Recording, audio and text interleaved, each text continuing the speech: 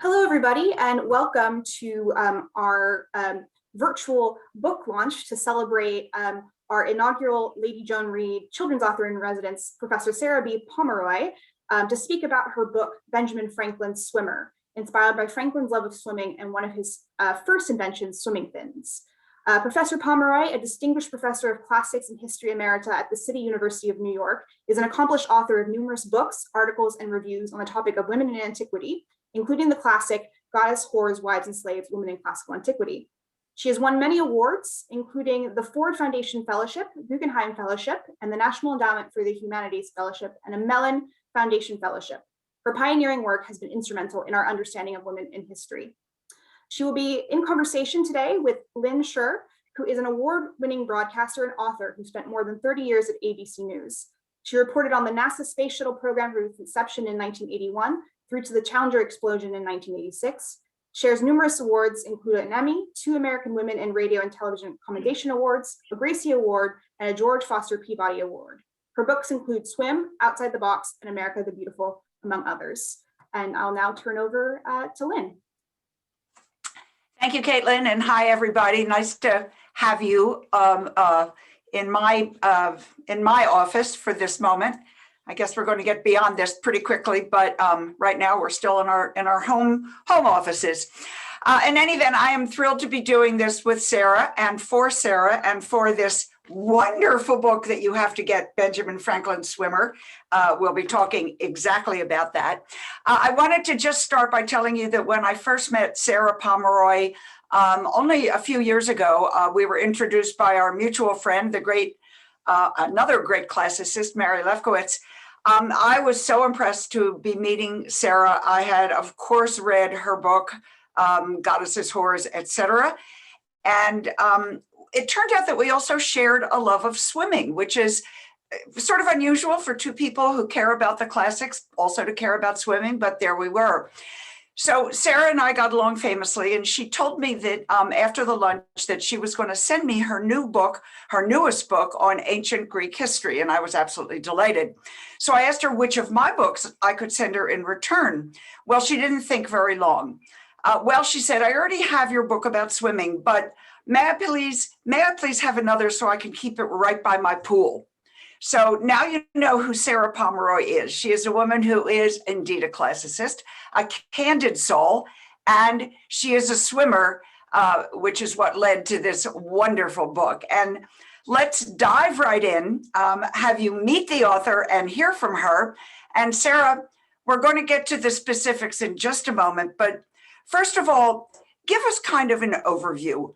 What does learning about Benjamin Franklin, of all people, as a swimmer, tell us about his life? Well, swimming was part of Franklin's life from boyhood to old age.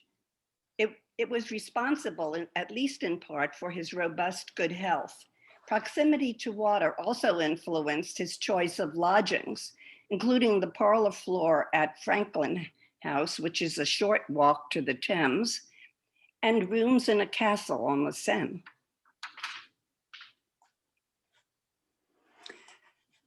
So where exactly did Ben swim when he was swimming, both in the States and in London and anywhere else? Well, in the 18th century, in the Anglo-American world, there were no pools for recreational swimming. We know for certain that Franklin swam in Boston Harbor and in the Thames and the Seine. Nowadays, we call this wild swimming or open water swimming. It's harder than swimming in a pool, but often such water is salty and buoyancy, as we'll get to in a few minutes, is really was a very important thing for Ben Franklin, right? Right. We'll get there. Okay, let's talk a little bit about swimming historically. I always like to joke that all humans, we all knew how to swim before we were born, but then we forgot. And the truth is, it was never the sport back then in ancient history or in even more recent history. It wasn't the sport that we know today. One of the extraordinary publications It's about some wonderful woodcuts in it, about teaching early swimmers. And first, let's see, Caitlin, may we have number one, please? Let's first get a really close-up look of the gorgeous cover of your book. Oh, are we seeing that? There we go. Oh, spectacular. This is Benjamin Franklin Swimmer with this colored in by your publisher, which is just wonderful. This marvelous, correct me now here, Sarah, 17th century, 18th century publication? Yeah, 17th century. 17th century. And this was the very first publication to say to the world, oh, here's something about swimming. And what Sarah has done for her cover is take one of the images, and the artist has beautifully colored it in, which is really great. And Sarah, I know you were taken by many of the strange positions that were recommended in the book. And Caitlin, image number 2, please. This was a book, don't forget, that was just in the beginning showing people what to do when they got in the water. So Sarah, take it away. What is this representing? What sort of got to you about all these images? Well, the positions in the woodcuts illustrate how to save your life in various positions. As here, by extricating yourself when you're accidentally caught in reeds, or when an enemy has deliberately tied up your legs. Readers have remarked on the just stop right, Sarah, let me stop you right there. When an enemy is tied up your legs. So swimming was an element of war in that period. Yeah, yes. Well, the enemy would perhaps tie up your legs and your arms and toss you into the water. And the woodcuts would show you how that you shouldn't give up hope. There are ways to manipulate in the water so you can get out of those awful positions, even without untying your legs and arms. And you see, readers have remarked on the big bellies of the men in the woodcuts. This feature emphasizes the natural buoyancy of the human body. It's filled with air, and that's what makes it float. We aren't supposed to think that the belly actually looks like that. Or, excuse me, or that anything actually looks like this, but it was a good first try. So let's come back to us now. So let's get to Ben. How did he learn how to swim? Oh, as with many of his skills, he taught himself. Swimming came easily to him, and that's why he always said it was natural.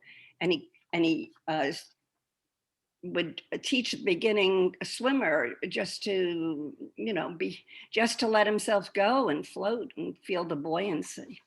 You know, it's interesting. We have this image of Ben Franklin as this older fellow with his little wireframe glasses, with his big belly sticking out, and dressed in his colonial garb.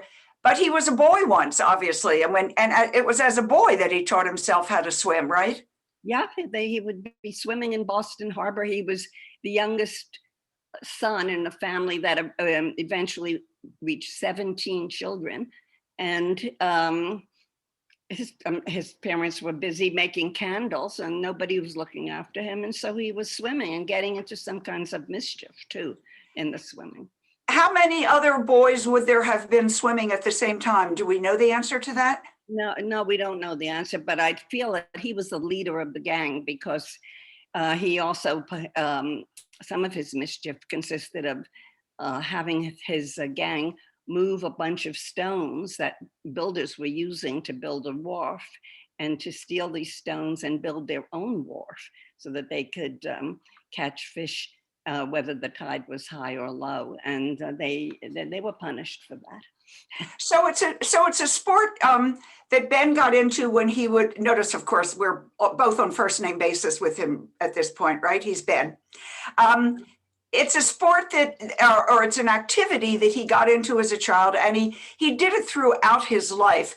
Why? What did Ben Franklin get out of swimming? What did he see as its benefit to him? Well, you know, he was always interested in what was useful, and he never talks about uh, the well. He stayed healthy and he stayed clean. That was very important to him. He had Wait a minute, look, stop it clean, stop it clean. He couldn't go take a shower? No, there were no showers in those days. When he was in Paris, he went probably once a week to a bathhouse where gentlemen could reserve a private room. But no, there were no showers, and often he resorts to swimming, even swimming in the ocean, which is not the best way to stay clean because he couldn't wash off the salt water. But that was one way of at least getting rid of perspiration. And he cared about the way he looked, right? You wouldn't think so if you looked at him next to portrait. If you looked at his portrait when he's wearing a kind of a rugged outfit, and you look at the Frenchmen of his contemporaries who were all dandified and wearing lace and codpieces and wigs and perfume. He was deliberately made up as come across as a rugged American. How about, did he see swimming as something to sort of keep him in shape? Did he like the image of being sort of buff and put together? Oh, I'm sure he did. I'm sure he did. And I think that must have been one of his attractions to the opposite sex. He was so different from the Europeans in the way he presented himself. You talked about the comparison of the portraits and what they wore. What did Ben wear in the water when he swam? Well, I have to confess that he wore nothing. That's how men's lycra hadn't been invented, and if they wore any kind of cloth, it would have made them sink, so that they swam naked. And that's why one of these pictures on one of the woodcuts shows you how to swim holding things up, like holding your clothes up, so that when you got to the other side, you could get dressed and be dressed in dry clothes. So that's why women didn't swim, because you had to swim naked. So women didn't swim because men were swimming naked and women didn't want to swim naked. Is that sort of where we are? Yeah, women, and Ben Franklin was pretty liberal about educating women, but he never talks about women swimming. We should point out here also that when we say what people did, we're really talking about Europe and the Americas at this point, because much of the world, there were swimmers, and they didn't make nearly the fuss about it that we did, right? Oh, yes. In fact, I include in the book a section from a diary of a man who was in a shipwreck, and to use his words, some Black slaves actually managed to save his life by they could swim, and they managed to get him out of the water. So it was white folks who weren't in the so-called civilized world, who didn't have or the developing world at that point, who didn't have the skills. And that brings us to strokes. I'm going to do this backwards. I was going to do it the other way. We know now that those many Africans, Native Americans, swam a variety of strokes. They did whatever worked, and they swam a version of what we know now as the crawl or the freestyle. That's not true of most Europeans and Americans. What about Ben? What was his favorite stroke? What would he do the minute he got in the water? I think that most of the time the breaststroke was the favorite, because they didn't wear, there were goggles, but most people didn't wear them. And the breaststroke allows the swimmer to look ahead without getting his eyes wet. And it's also the easiest stroke to teach because the movements are symmetrical. When I was at the Lansdowne Club in London, swimming a few years ago, I saw that the breaststroke was there. And later on, of course, the big racing stroke in England at all the clubs was the side stroke, a stroke that I don't think is even taught anymore to children. And you don't see it really in the woodcuts either. Yeah. I think it's too hard, but it's too hard to, it would have been too difficult to diagram. And it is difficult to teach the side stroke because all the arms and the legs are all doing something different. Well, I bet if we have anybody in our audience today who's over, shall we say 40 or maybe even 50, they all learned how to do the side stroke as a kid, one of the strokes in the day. In any event, so Ben mostly did the breaststroke, and he did it for very long distances. Caitlin, may we have image 4, please? Ben could swim very long distances, and when this image comes up, Sarah, tell us what we're looking at. Well, we're looking at his great swim from Chelsea to Blackfriars, and he was very proud of that. He described it later in life.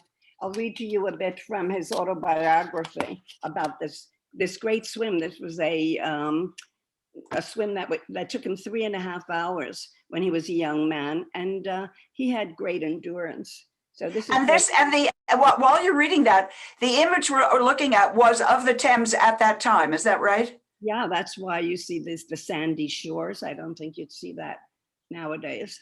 No beaches on the Thames in London right now? No, the Thames has embankments. Yeah, no beaches. London, so you can't really easily get in. They don't want you to swim there. I stripped and leaped in the river and swam from Chelsea to Blackfriars, performing on the way many feats of activity, both upon and underwater, that surprised and pleased those to whom they were novelties. I had from a child been ever delighted with this exercise, had studied and practiced all Thévenot's motions and positions, added some of my own, aiming at the graceful and easy as well as the useful. All these I took this occasion of exhibiting to the company and was much flattered by their admiration. You see here how boastful he is. He always is boastful. But why should we demand modesty?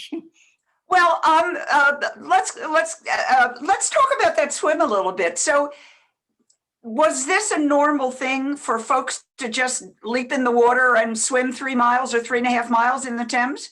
He wasn't the only one to do it, but there weren't very many. And pilots on boats certainly weren't looking around for swimmers. So Ben was lucky because he was accompanied by some friends in a small boat. So they would have been on the lookout for passing boats. All right, so passing boats were in the water. Ben was in the water. What else might have been in the water back then?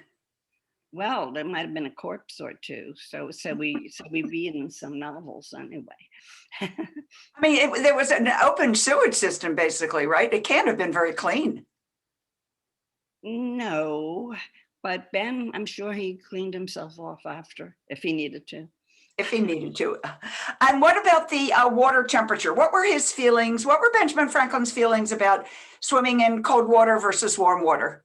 Well, he couldn't actually make up his mind about cold water swimming. He asserts that boys never catch cold from swimming in cold water.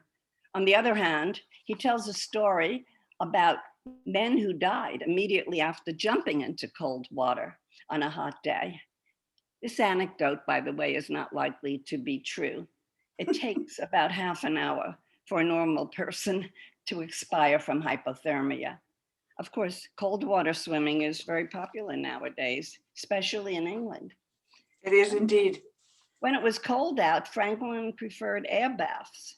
In the morning, he would sit nude in front of the parlor windows at Franklin House. He found air baths quite refreshing.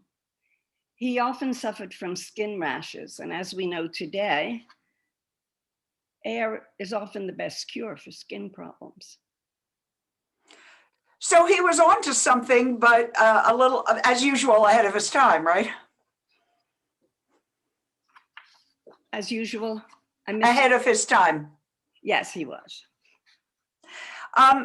Ben was, by all accounts, certainly his own, a terrific swimmer. And other people saw that. And didn't they want him to teach them to swim? Indeed, yes. He boasts that he taught 2 young men to swim in just 2 sessions.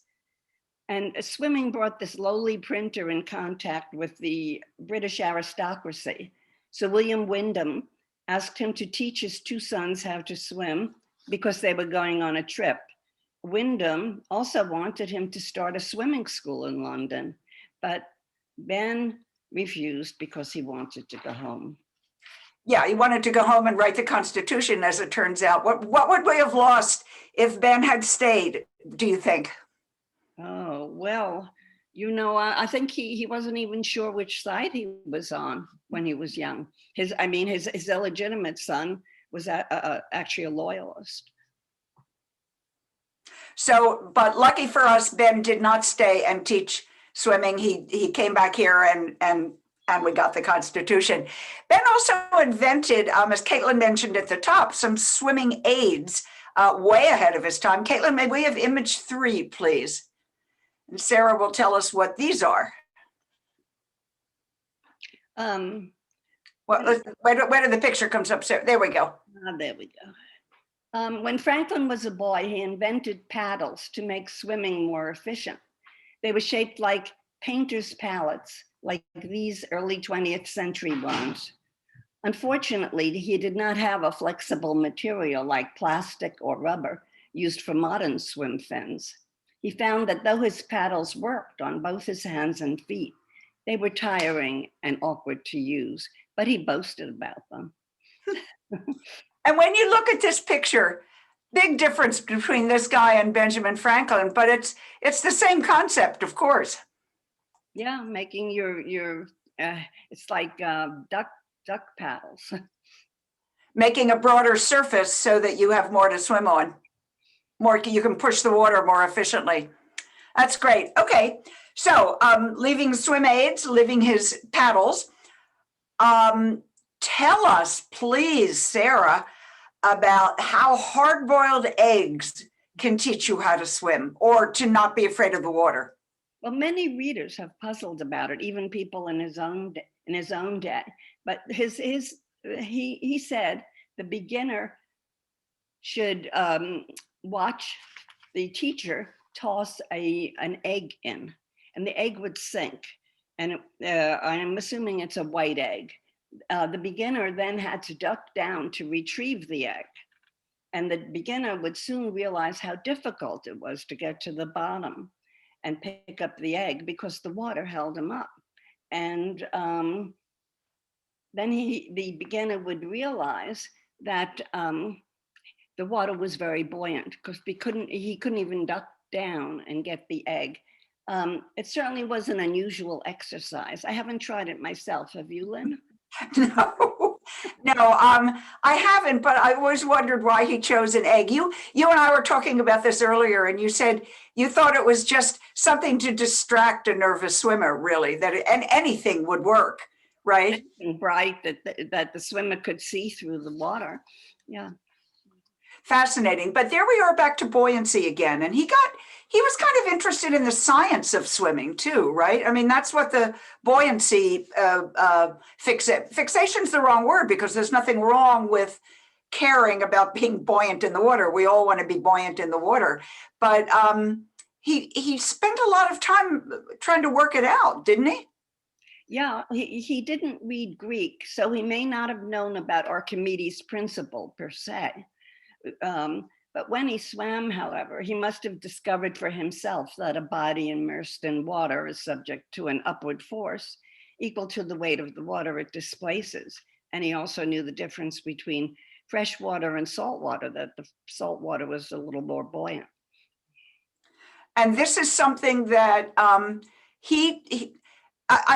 don't think it's possible to say it enough times that swimming was something foreign to a lot of people in those days, and you had to give them the very basics in order for them not to be afraid of the water. Talk a little bit about what you think. I know there's not a lot of documentation on this, but what do you think people thought about swimming back in those days, in the colonial days?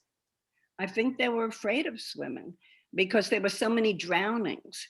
Ben hardly reports them all. Neither does his grandson Benny Beish report all the drownings that he witnessed.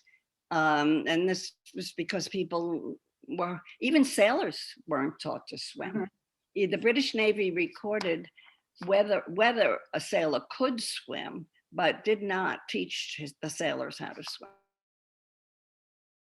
It's very much like in many islands in the Caribbean. Some of the native peoples do not know how to swim. They live right there, and getting people to swim is a safety issue, among other things. Did Benjamin Franklin cared about that as well? He cared about safety, yes, and that was one of the reasons he thought people should learn how to swim, because so often they were on a ship. I mean, they didn't go on trains. They didn't have cars.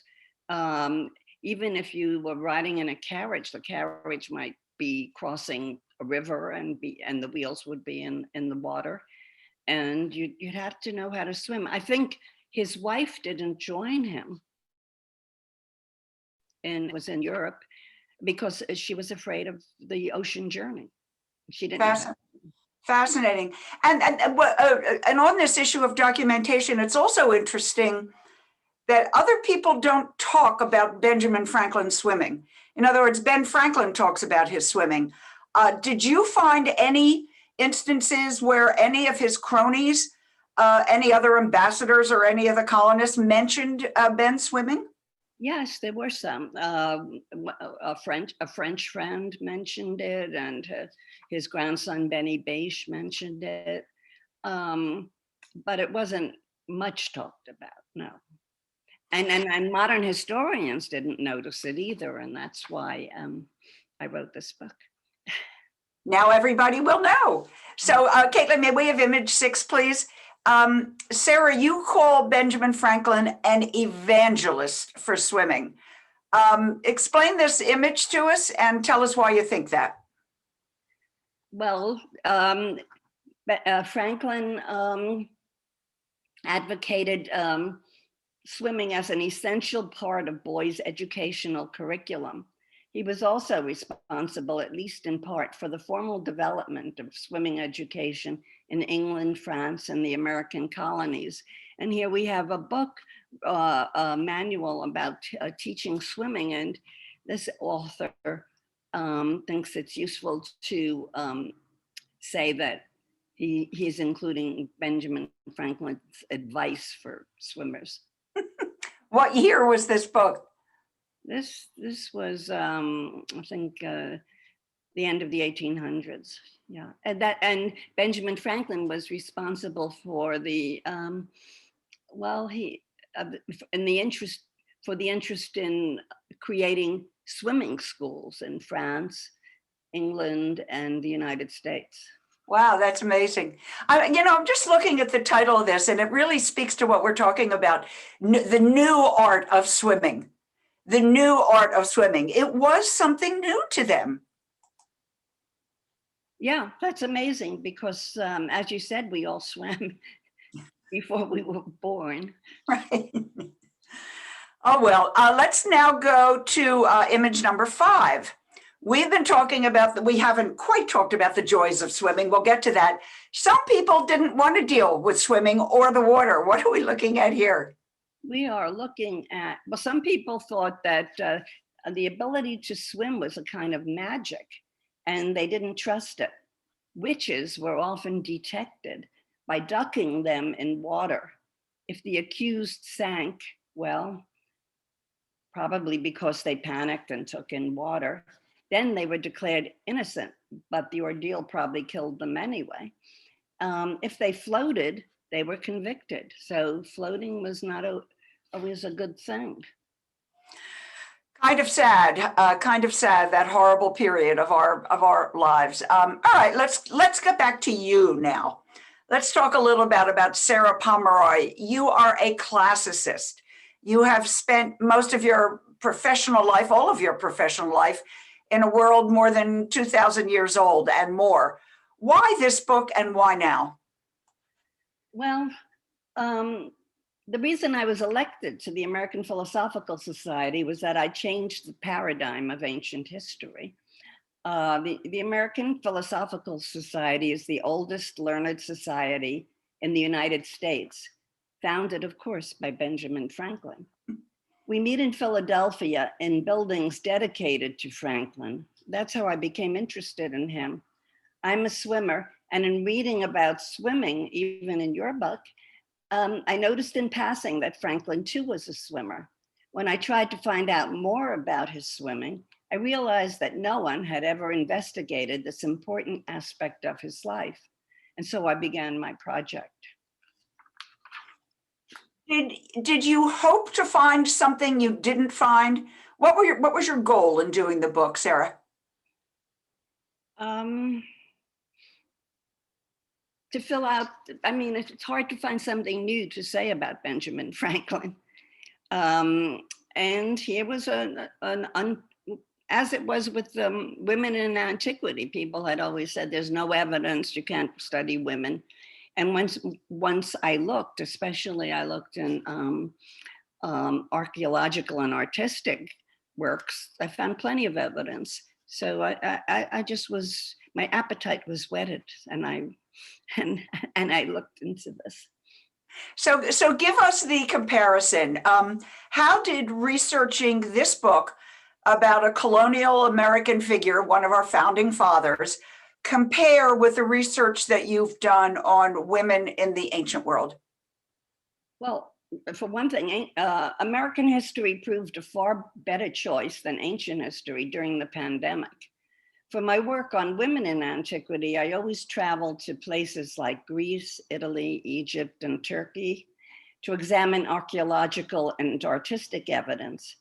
Then I would go to Oxford, where I'm an honorary fellow at St. Hilda's College, and do research in the Bodleian and the Ashmolean. Working on Franklin did not require traveling further than Philadelphia, where the librarians at the American Philosophical Society were extremely helpful, especially with the unpublished journal of Benny Bache, Franklin's grandson. Furthermore, all Franklin's writings that I needed to look at have been digitized by the terrific team at Yale, at least one of whom turned out to be a swimmer herself. So in one respect, it was easier research because so much of it was online. You said to me the other day that in a way it was more pleasant than your research on women in the ancient world as well. Well, there's of course a debate between American historians and European historians. American history seems so much easier because you don't need to know foreign languages. And of course, the evidence is mostly right here, so it's easier to get to. What about in terms of what you found? How do you compare learning about Ben Franklin swimming down the Thames to learning about the treatment of women in the ancient world? Well, I used many of the same skills. That is, people said there isn't much evidence for Ben Franklin swimming. I mean, there's just a bit of text here and there and a little bit in his autobiography. I started to look at paintings from the 18th century that showed places where Franklin swam, like the painting of the Thames from where the one we saw that showed a sandy shore that you wouldn't find in central London nowadays. And there were paintings of the castle on the Seine where Ben rented lodgings, where he and his grandson swam in the Seine. The Seine wouldn't be looking like that nowadays. So I, just as I used visual evidence for constructing the history of ancient women, I used the same skills, visual evidence, for finding additional evidence for Franklin's swimming. How did your classics background actually help? Was there any Greek or Latin that you had to get through in order to put this together? Yeah, Franklin taught himself to read Latin, and several times he quoted or misquoted Latin, especially when he was quoting Pliny and Suetonius. And I was able to track down these references and explain them. You did your research during the time, some of it during the time of COVID. How did that affect your ability to get any information or hinder it? Well, I started my research a little bit before the pandemic, and I was able to collect much of the written information and visual evidence I needed.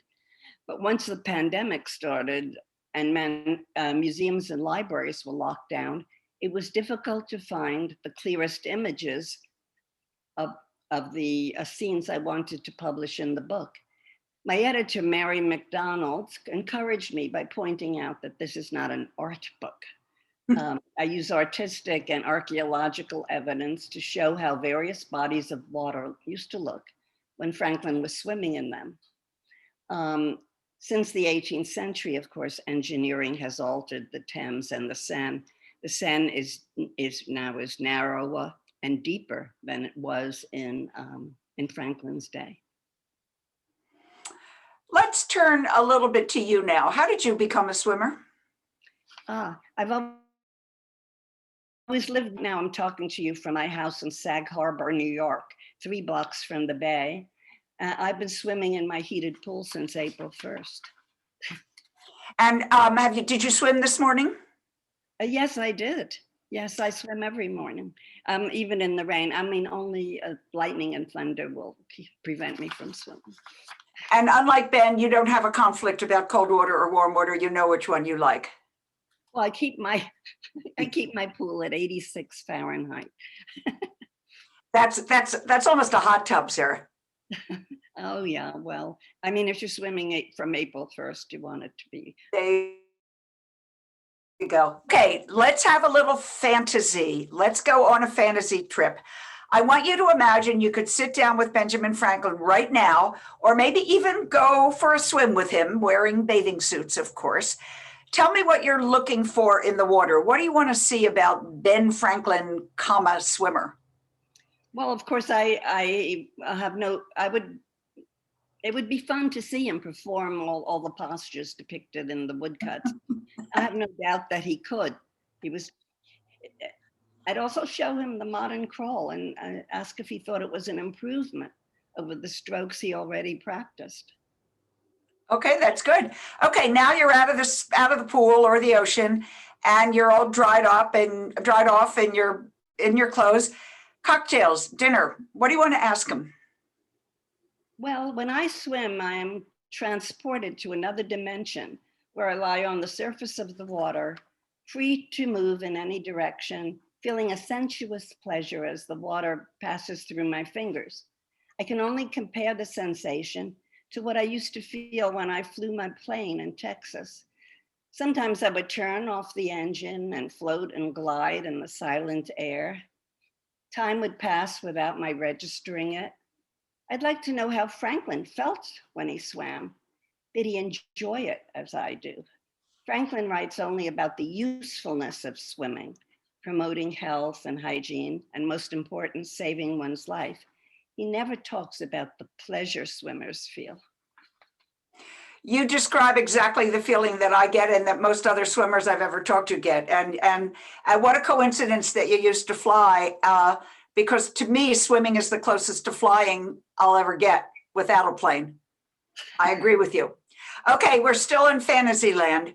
Now you're having dinner with Ben. And since he was kind of a foodie, what would you serve at dinner? Well, if I were dining with the young Franklin in London, at least I wouldn't have to think about what we would drink. While his comrades imbibed strong beer at all hours, Franklin, who became known as the Water American, would insist on drinking water. Oh, goodness. Have you got a main course in mind, or is that too much of a leap? Well, when he was a teenager, he was a vegetarian. But then one day, while he was in a boat that was becalmed, and the sailors caught some cod, and it smelled so delicious when they cooked it. He gave up being a vegetarian, and he said to the cod, "Well, I see from your insides that you've been eating fish. Why shouldn't I eat you?" And I love that. That's great. You know, sometimes when we do a biography of somebody or look into their lives, we learn things that make us like them more or make us like them less. Where do you come out on Benjamin Franklin? Well, I always feel a bond with people who swim. After Franklin's birthday celebration, when I had dinner with Sabab Reid and Marcia and Mike Reid, and Mike told me about his wild water swimming and advised me to swim at the Royal Automobile Club, I immediately felt a bond with him. So I assume that means you liked him. Yes. As do I. What finally was Benjamin Franklin's legacy to our world, his world of swimming, and maybe even ours? How did he affect, or did he affect, people's interest in the water? Well, he was elected to the Swimming Hall of Fame because of his role in teaching education, teaching swimming, and that was the most important thing. And teaching did become an essential part of the curriculum at the University of Pennsylvania and at some other places. Unfortunately, I think most of those requirements have been dropped. I think swimming should be a requirement for grade school kids and then on up, but that's a battle we might need Ben back to get fought. Finally, Sarah, before we go to some questions, I know that you are very grateful to the folks at Franklin House in London. And Caitlin, if we may have image number 7, tell us how your time as a fellow enabled this research. Well, everyone I encountered at Franklin House, including Marcia, Caitlin, Eleanor, and Sabab, took my research seriously, and the staff was particularly helpful in obtaining British sources during the lockdown. And I'd like to thank them all again for choosing me to be the Lady Joan Reid author at Franklin House. And I'm sure that Ben Franklin and his descendants all thank them as well, because this sheds light on a very little known but very important to him, certainly, and ultimately to us, aspect of Ben Franklin's life. Sarah, you and I could go on for much more time, I know, but I also suspect there may be some questions from the audience. Caitlin, if you want to monitor the questions, and we'll take them for a little bit. Yes, absolutely. If anybody from the audience would like to send in their questions, please feel free to. In the meantime, I just wanted to mention that we will have the Benjamin Franklin Swimmer book in our bookshop at one point and on our website. So please do visit benjaminfranklinhouse.org to see that. But yes, if anybody from the audience who has any questions, please do send them in. I'd like to know how many of the audience are swimmers. Can we get, can you monitor that, Caitlin, and tell me? Folks, if you're a swimmer, what do we do, the little raise your hand thing? Yes, so we have 2 raised hands so far. All right. 4, 5, 6. How many of them knew that Ben Franklin was a big swimmer? How many of you knew that Ben Franklin was a big swimmer? So 3 hands in the audience knew Benjamin Franklin was a swimmer. Oh, okay, now it'll be all hands in every audience as a result of this book. Caitlin, do you want to do the question, or you want me to do it in the chat? Yeah, so we have a question from Linda Kerber, who asks, who is publisher of the book? Can bookstores stock it? It's published by the American Philosophical Society. It's one of their transactions and proceedings. So that gives it a great deal of status. And you can find the link to the publisher on the American Philosophical Society's website under publications. But the publisher is Diane, spelled with 5 capital letters, D-I-A-N-E, Diane Publishers, and they're in Pennsylvania. And soon, at least for Americans, it should be available on Amazon. You have to buy this book, folks, because if nothing else, if you don't care about Ben Franklin as a swimmer, which of course you should, the cover is just so incredibly gorgeous. It will make a beautiful addition to your coffee table or anywhere you choose to put it. Other questions, Caitlin? Yes, so we have one question. Were there swimming pools in his time, or when were swimming pools invented? When were swimming pools invented? But there weren't any in Europe or in the colonies in Ben Franklin's time. I think it took quite a while. It's not easy to build a pool, as I can tell you from experience. And it's not easy to keep the water clean. And it's very much, it certainly was the 19th or 20th century when they got popular. But I will add here that, as we all know, there were pools. There's famously Hadrian's Pool in and somebody else's in Israel, and there are a number of archaeological finds where there are giant pools. And I personally have always thought of a moat as nothing more than a giant pool, as long as there wasn't alligators or crocodiles inside there. But what Sarah's describing is right. I mean, to get the plumbing right and to get the filtration and to make it a clean and safe place to swim really was pretty much 19th century before that happened. And it did happen pretty quickly once it got started. And England, of course, in England, why is my mind completely gone? They use another word besides pool. I may come up with it in the course of this, but in any event. Yeah, the Romans, of course, had these very extensive baths. So they had the cold pool and the hot pool. And of course, they had slaves to keep the pool clean and hot. Right. They didn't really, did they swim as far as we know? No, I think they just dunked. Dunked, right. As opposed to ducked, which is what the witches got. Which, if you're ducked, that's a bad thing. Okay. Caitlin, anything more? Yes, so I want, actually piggybacking off what you've just discussed, there was one question about women in swimming in Greco-Roman antiquity and what we know about that. There are certainly vase paintings that show nymphs, the companions of Poseidon, swimming, but I don't think it was a common thing for women to swim, again, because swimming was new. The Greeks and the Romans certainly swam. The Spartans, we know, certainly they could swim even wearing their heavy armor, their 70-pound armor. And Augustus insisted that his grandchildren know how to swim. He thought that they would be ignorant and uneducated if they couldn't swim. Can you tell the story? I know I wrote about it in my book about Caesar and Cleopatra. Caesar swam to get away from the army at one point. Is that right? Oh, I believe that. Yes, I'm sure that Caesar knew how to swim. Yeah. So Julius Caesar was a swimmer. Problem is we don't know enough about most of these women to know whether they swam or not. I mean, their exploits would not have been written up, correct?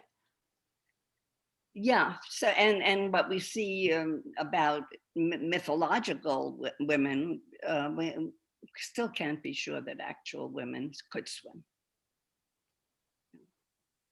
Caitlin? Yes, so the next question we have is your book for children?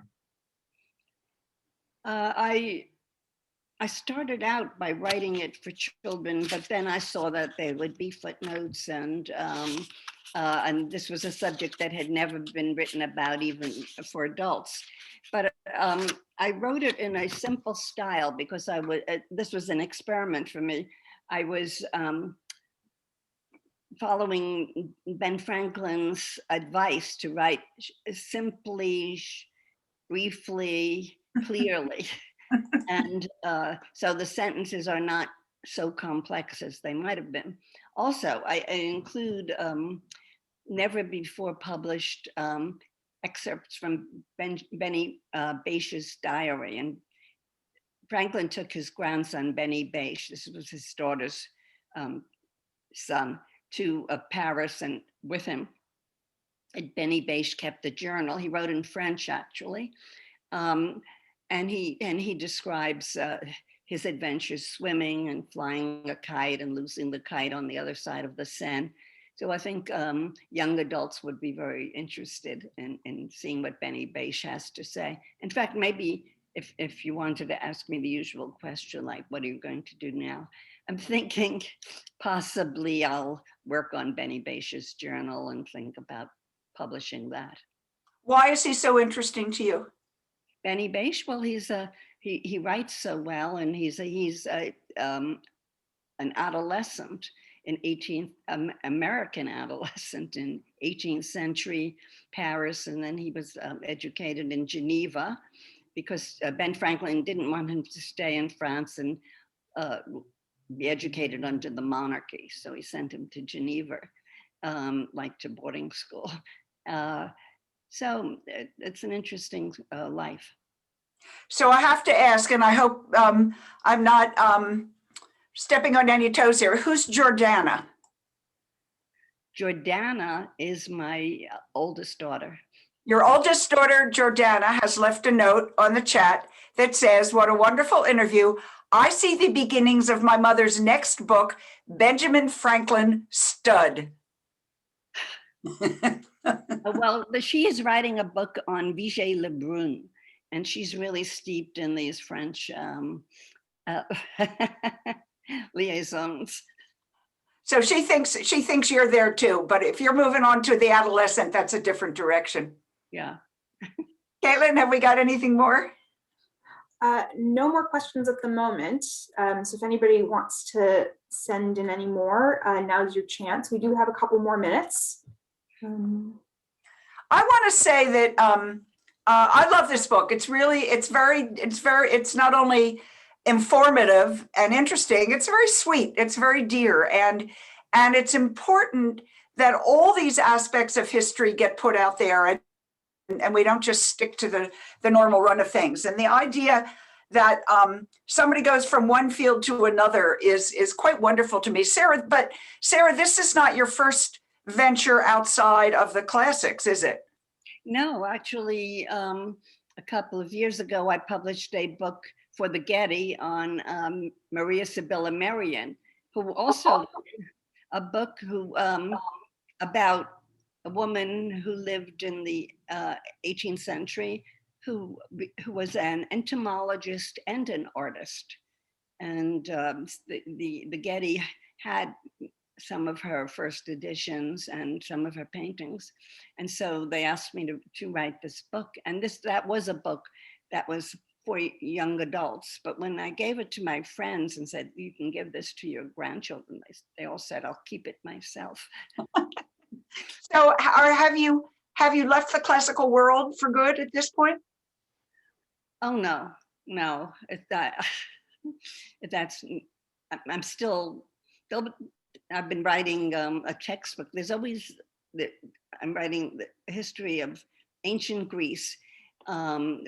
This is how I changed the paradigm, really, in the teaching of ancient Greece, just through this, not only through publishing Goddesses, Whores, Wives, and Slaves, but through publishing what has become the standard for teaching ancient history in the English-speaking world. That is two books that were published by Oxford, a longer version and a shorter version of Greek history, in which there is lots of women's history, just integrated, not in a separate chapter, but just as part of the natural flow of history. So from time to time, we need to update those books. So I'm not out of that field. In fact, since the shutdown, I've been watching an awful lot of webinars that are mostly about ancient history. Well, that's great, because we don't want to lose you in the classical world, and we don't want to lose you in the swimming world. And now you've got Ben under your belt, which is exciting. I want to leave our audience with two thoughts. And one is, of course, buy Sarah's book and learn even more. And the other thought is, if you're already a swimmer, you already understand. And if you're not a swimmer, I hope you will dust off your bathing suit and take some lessons and dive in. Swimming is magical. It can also save your life. Caitlin, back to you. Well, thank you very much to Professor Sarah B. Pomeroy, our Lady Joan Reid Children's Author in Residence, and for Lynn Sherr for this conversation. As I mentioned, Benjamin Franklin Swimmer will be available on our website for purchase for those of you on the UK side, and it will be available on Amazon on the American side very soon as well.